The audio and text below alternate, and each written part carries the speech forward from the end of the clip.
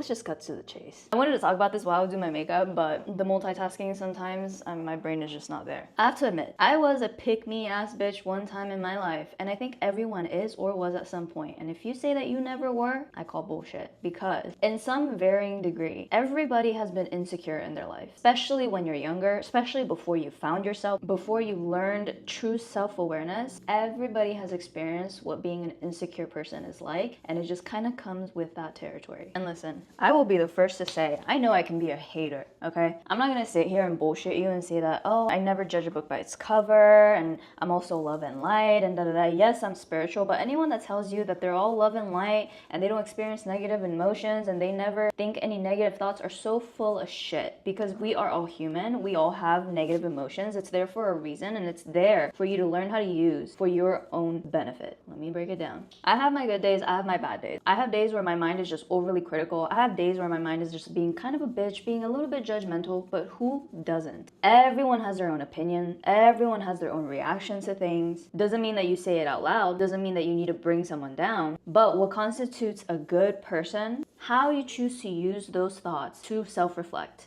Everybody has a shadow side to them, right? Everyone has a good, everyone has a bad, but at the end of the day, it's still who you are. It's still a part of you, and that's never, ever gonna go away. Tell me on a day where you got like 4 hours of sleep, or that you didn't get to really eat, that shit is just going on. Tell me that in those moments, you might not have the best attitude towards life and towards people sometimes. I remember reading this quote when I was younger, and it was something in the lines of like, everyone has two wolves inside of them, a good and a bad, and life is about knowing which wolf to feed. When you say it out loud, it sounds fucking lame. You get the gist, right? Is knowing which side of you are you gonna nurture or fight for. And like I said earlier, I don't think our bad, quote unquote, shadow side is a bad thing. I think you need it, because I think that it makes you become a better person. It helps you understand other people. It helps you learn how to have empathy, how to learn forgiveness, because you understand what it's like to not be perfect. You understand what it's like to make mistakes, to be a pick-me at one point. You understand what it's like to be insecure. How many of us has been or know someone who is only and always the victim, always pointing the finger, always being like, they did this to me, they are a bad person, they are this and this, and they only know how to point fingers and never know when to actually look inside, never know when to reflect, never know when they're being a fucking hypocrite. We've all been there. You learn how to catch yourself when you're doing that, but some people don't. Those are the kind of people that you really need to watch out for. You know what I'm saying? I believe wholeheartedly that you get triggered by things because you're recognizing something that you either don't like in yourself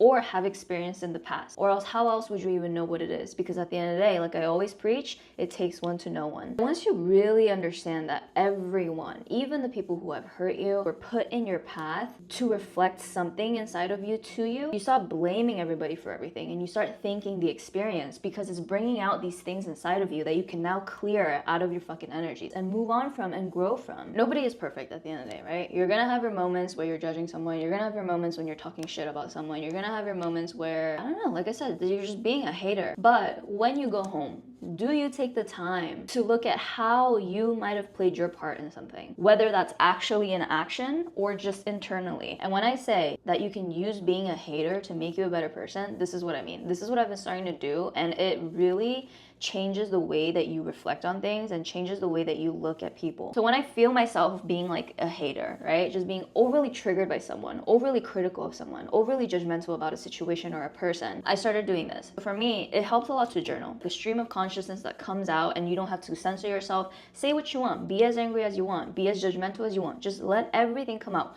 What is it that's triggering you? What is it that's pissing you off about them? What is it that is making you feel so insecure at the end of the day, right? And then I read back on that list, and one by one, I start to ask myself, how in my own ways have I, either in the past or in the current moment, portrayed those same characteristics? And I can say that probably every time that you do that, you're gonna find a similarity in yourself that you probably aren't very proud of either. And listen, it's humbling. It's really humbling. It's a clear example right in front of you of what you don't want to be, of how you don't want to come off to other people like this person is coming off to you. I also want to add, there's a flip side to this. You know, there are people sometimes who get triggered by someone that is making you feel insecure. They're mirroring back to you something that you're not doing. There are insecure people who look at someone someone who maybe takes good care of themselves or is making good money, then it mirrors back to you what you're not doing, and then it makes you want to point fingers and be like they're trying too hard. You get what I mean? And let me give you an example. It doesn't have to be like an exact mirroring of action. Let's say somebody cheated on you, right? It's like they cheated, so I'm a cheater.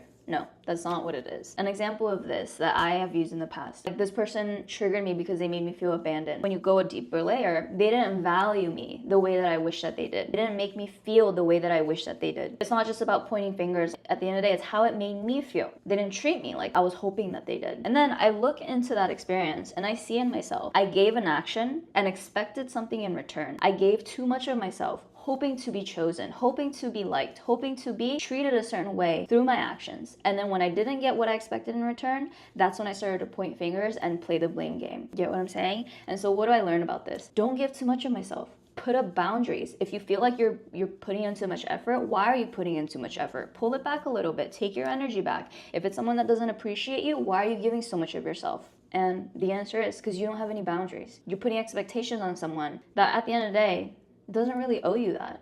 In other words, I put someone else before me and my needs, and then I felt used. The magnitude at which someone does something doesn't have to equate to yours. You can do something just a little bit, right? Be a little bit of a flake, be a little bit of a procrastinator, be a little bit of a judgmental person, whatever it is. And then you'll meet someone who mirrors that to you at 50 times the amount, because it's supposed to make you pay attention to that aspect of yourself that you don't like. I say this all the time. Everyone's a fucking hypocrite. You, me, everybody. But that's what it's about. It's about being able to recognize that. And soon enough, you're gonna realize that this judgment that you put onto other people is gonna start to feel a little bit more like gratitude, but only if you learn how to use it for your benefit. Anyways, I hope that made sense.